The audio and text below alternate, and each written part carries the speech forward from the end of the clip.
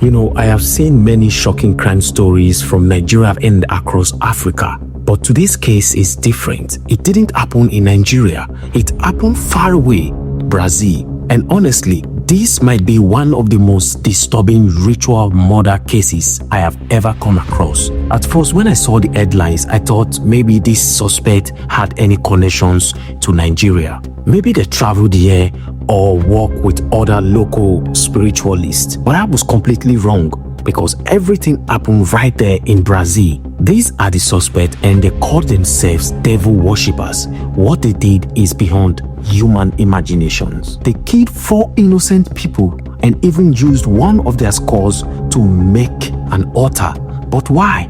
Because they believed that the altar would help them win millions from the Brazilian lottery game. These suspects in question are not just friends. They belong to a small satanic cult group, and police said they used to lure their victims to a lonely house in a rural area of Iguatu in northern East Brazil.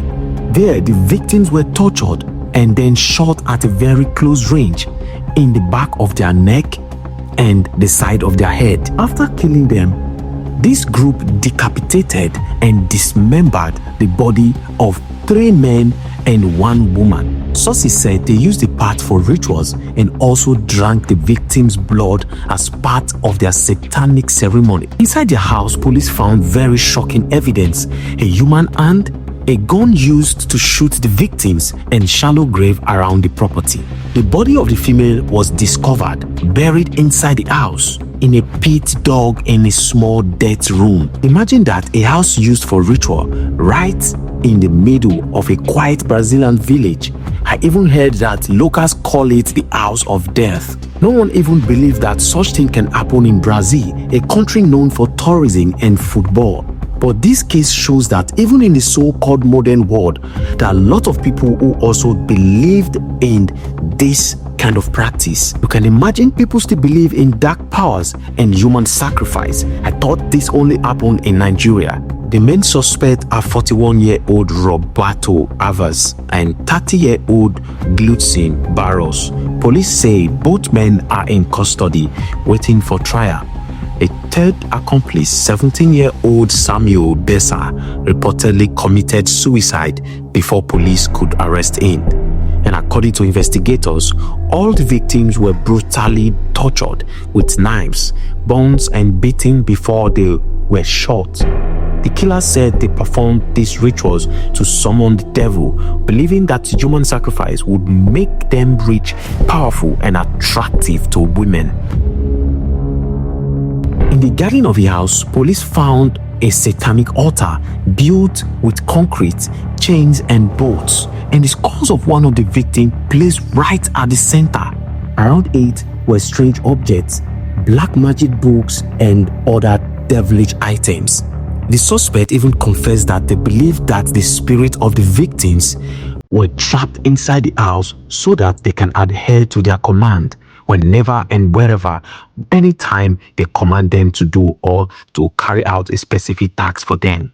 Police has confirmed the victims' identities through DNA test.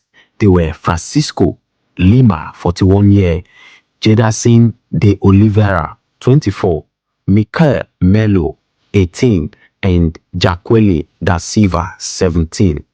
Their remains were found in shallow graves inside and outside the house after months of investigations. Detectives described the 2 surviving suspects as psychopathic ritual killers. They had planned to kill more people, but they were caught in time after friends of one of the victims raised an alarm when he went missing. Police said the victims were all people the suspect knew. They were lured to the house with promises of alcohol-filled party, but instead of fun, they met their deaths.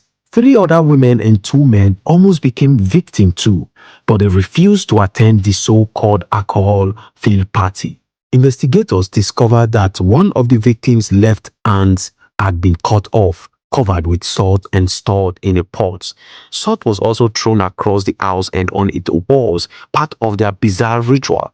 The head of another victim was found set in concrete, surrounded by metal boards, forming the center of the altar used for their devil worship. The suspect tried to blame everything on their teenage accomplice, Bessa. That is the same boy who took his own life. He claimed he killed 3 of the victims except for Jacqueline, his girlfriend, who they said was killed by the 2 adults. Police say her killers carved a satanic symbol on her body and her boyfriend drank her blood, believing Satan will reward him with money, power, and women. Detectives said it took them over 4 months to investigate, question all the suspects, and identified the victims. This case started when a university student called Jay went missing. He was a social work student and friends reported him missing after he failed to show up for classes for 5 days.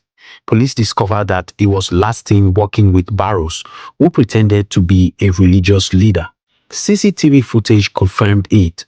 Barrows has a physical disability. He drags his right leg when he walks, which helped police confirm his identity.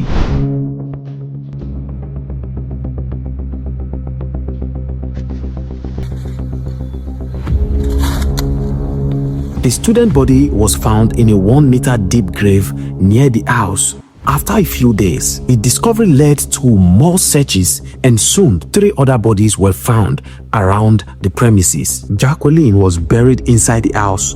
Michael's headless body was found in a nearby forest, and Francisco's remains were discovered in thick bushes close to the suspect's home. Police believe there may still be more victims linked to this cult. The suspect even confessed that if they had not been caught, they would have continued their killing spree. They are now facing trial for murder, concealment of corpses, corruption of a minor, and illegal possession of a firearm.